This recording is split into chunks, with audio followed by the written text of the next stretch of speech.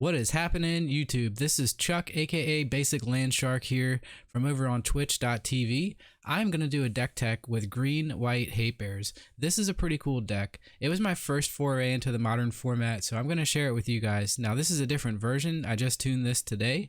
I'm excited to play Stoneforge Mystic, so let's get into the deck here. We've got 2 copies of Field of Ruin. This card is good at blowing up our opponent's non-basic lands, and we do get to search out a land, but our opponent may not. You'll see why. We've got 2 copies of Basic Forest, 4 copies of Ghost Quarter for the same reason as Field of Ruin. We want to blow up our opponent's lands, and if they go to get us a land from the deck, you'll see why that's important here in a second. 4 copies of Horizon Canopy. This is a nice little addition from, I guess, Modern Horizons, or this is a Future Sight card, hence the weird art. This is a land that draws us a card, and it also taps for both of our colors. What more could you ask for? We're moving on. Got 4 basic plains here. You need those. 4 Razor Verge Thicket. So this could be some number of Temple Garden if you have that. The shock land's probably dealing you damage and not exactly where you want to be, so we're going to run Razor Verge Thicket in that spot. Good for the same reason that Blackleaf Cliffs is good in Jund. It gives us access to green and white on our turn 1 play, and we don't have to take any damage. So Tectonic Edge. This is another card like Field of Ruin or Ghost Quarter. Sacrifice Tectonic Edge, destroy target non-basic land, but you can only activate it if your opponent controls 4 or more lands, and it does come up from time to time that you can't activate this, so it's probably one of the first lands to cut, if I had to say. Moving on, we've got 4 copies of Path to Exile. This is premium removal in a format like Modern. For 1 mana, exile target creature its opponent. Its controller may search their library for a basic land card. I can't talk today, and put it on the battlefield tapped. So you have to be careful when you use this card. It's not really that great in turns 1 through 5, but anytime thereafter, dealing with a big threat, really important. Sometimes you just want to path a delve spell like a Gurmag Angler and call it a day. And you get to do that for 1 mana. 4 copies of Giver of Runes. So this card is very good. Reads very powerfully. Tap it, another target creature you control gains protection from colorless or the color of your choice until end of turn. So you can name any color, whatever your opponent's permanents are, go through. You don't have to worry about them chump blocking, or you can actually save your creature from a targeted removal spell. So this is a very good card. Definitely want to run 4 of this in this deck. 4 copies of Noble Hierarch. The Exalted on Noble Hierarch is insanely good, and the mana fixing that it provides for the deck insanely good.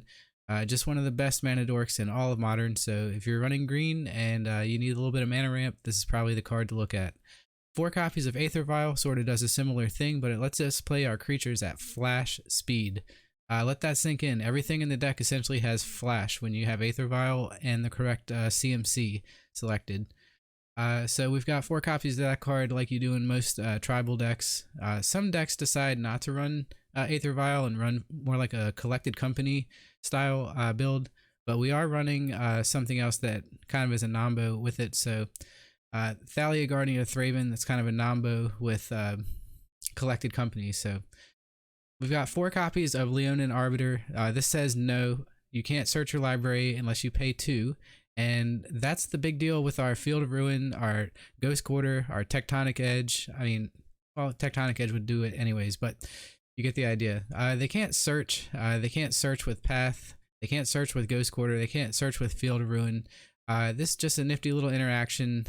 Most players are familiar with it by this point because the deck is a known quantity and has been for some time. But there's a decision point here with a lot of people saying that, well, why are you running a Stoneforge Mystic deck where you want to search your library for Batterskull when you have Leonin Arbiter? And the fact of the matter is that you just play them in the correct order, and you go for Stoneforge Mystic first and then drop Leonin Arbiter second. By that time, your opponent's a little stretched on their removal, so kind of get the idea. Moving on, Stoneforge Mystic searches up Batterskull, which for some reason, holy shit, I forgot to include Batterskull in this list. We are going to fix that right now. Wow, brain. Wow, brain. We are special. So now we have to cut a card, and I think the card that we're going to cut here is actually this one of Aven Mind Sensor. Maybe we'll move that to the sideboard where it's more useful. And I guess we'll cut one Gaddock Teague. That looks pretty good. All right. So moving on, we've got 4 copies of Stoneforge Mystic. This is going to search out any one of our swords here. Sword of Feast and Famine, Sword of Fire and Ice, and Batterskull are the 3 swords that we're leaning to. We've got 3 copies of Thalia, Guardian of Thraben. It is legendary, so we don't want to be having 4 copies in the deck and having them jam up in our hand and not be able to cast them out all at once.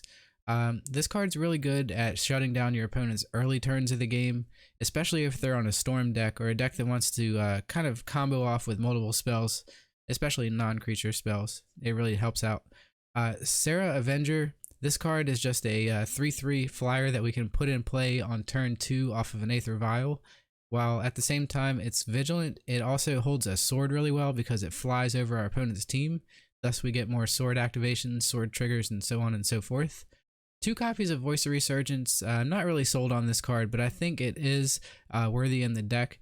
We're in green and white. This card slows down control players and can serve as a nice roadblock for decks that want to 1-for-1 us out of the game, like Jund and things of that nature. Speaking of Jund, I really want to try out an Abzan brew with Stoneforge Mystic, so we might do that next. Flicker Wisp. This card has massive upside. I'm laughing because there's just so many situations that Flicker Wisp gets you out of when you have Aether Vial on 3 and you can just flash it in instant speed at any point in time. The ability to exile another target permanent and then return that card to the battlefield under its owner's control at the beginning of the next end step lets you time some pretty significant shenanigans. I keep saying significant for some reason. I like that word today. Knight of Autumn. This is another value creature. ETBs are at a premium in this deck when we have Flicker Wisp, so we need to keep that in mind at all times. And it does give us an out in the main deck to artifacts and enchantments, and also a little bit of life gain against those super aggressive matchups like Mono Red Aggro comes to mind. We did talk about Sword of Feast and Famine, Sword of Fire and Ice, and Batterskull.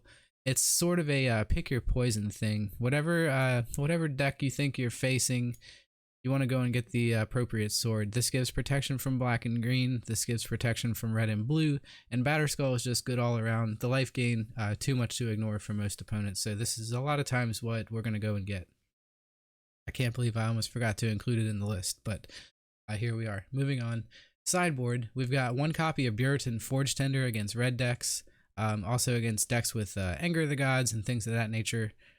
Veil of Summer, this card is just too good not to play. There was a recent banned and restricted update. I'm recording this video on March the 10th. Probably should have prefaced that of 2020.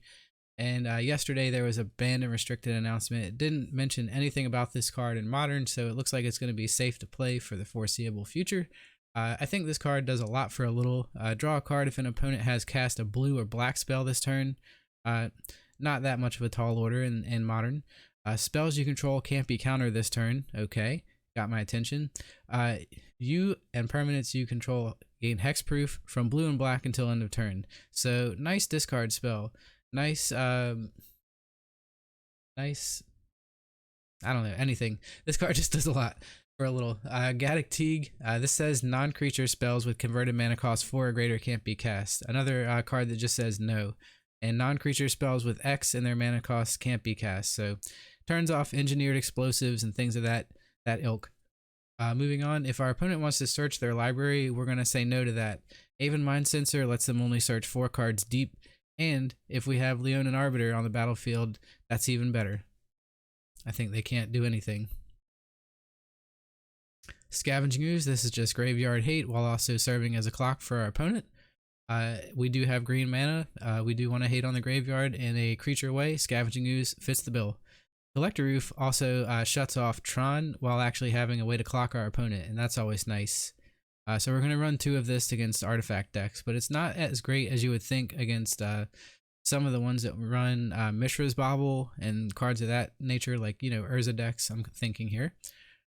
Auriok Champion, this is basically a nod for the Death Shadow matchups, either Jund or Grixis. 4-color Shadow is popping up left and right, and Auriok Champion is a nice way to stonewall decks like that, especially Grixis Death Shadow, but I don't think that's as big a player in the format right now as I'm recording. Selfless Spirit, this is against a control deck with Supreme Verdict, or maybe something with Anger of the Gods, one of those two cards. I have to imagine that we'll see sweepers coming in, the random copies of Damnation and Bantu's Last Reckoning from our 8-rack opponents won't do much against Selfless Spirit, so I'm happy to have this card. Rest in Peace is sort of like a modern all-star. If you're running white, you should probably be running Rest in Peace in the sideboard, and it's one of the draws to this color in the first place. If not for Rest in Peace, I don't think we would have enough graveyard hate for the types of matchups like that might play Creeping Chill. Dredge comes to mind, Sultai, Crabvine, decks like that. Mirren Crusader, this is a nod for Jund being so good in the format right now. Jund got a huge shot in the arm with Renin 6, and this card has also got a lot of upside against decks like, the Grixis Death Shadow matchup that we just mentioned. They're going to have a tough time removing this because they don't play too many lightning bolts. So if they're leaning on black-based removal, then they're going to have a tough time dealing with this card. And it's just a nice way to punch through damage. Carries the sword very well because we get 2 triggers if we hit good thing. Just a card with loads of upside in this deck. And Eidolon of Rhetoric, let me say that correctly. Eidolon of Rhetoric is a card that we're going to use to shut off storm turns. And essentially, this card also slows down aggressive decks like Burn and Mono Red Aggro because of its 4 toughness. And also, they can't cast more than 1 spell each turn. So that is symmetrical, but we have Aether Vial to get around that. And that's always helpful there. The Aether Vial trigger lets us put a card directly on the battlefield, and thus gets around the Eidolon of Rhetoric tax that we put on our opponent. So you'll notice the deck is full of taxing effects, and that's essentially what you're trying to do with any kind of Death and Taxes style build. We're going to tax their mana base. We're going to be taxing their removal spells with Giver. We're going to be taxing their permanents if we need to reset any kind of permanent with counters on it with Flicker Wisp. And the Stoneforge Mystic and Sword Plan just kind of backs all that up nicely. And we have a nice disruptive set of sideboard cards.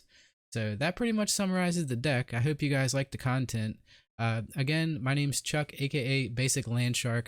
I'm more active over on twitch.tv. If you guys want to head over there and like that channel as well, you can go ahead and follow me there, and you'll never miss a live stream.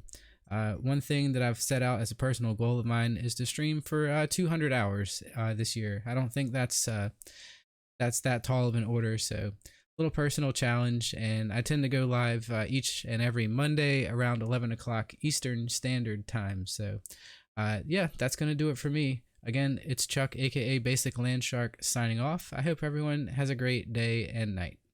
Peace.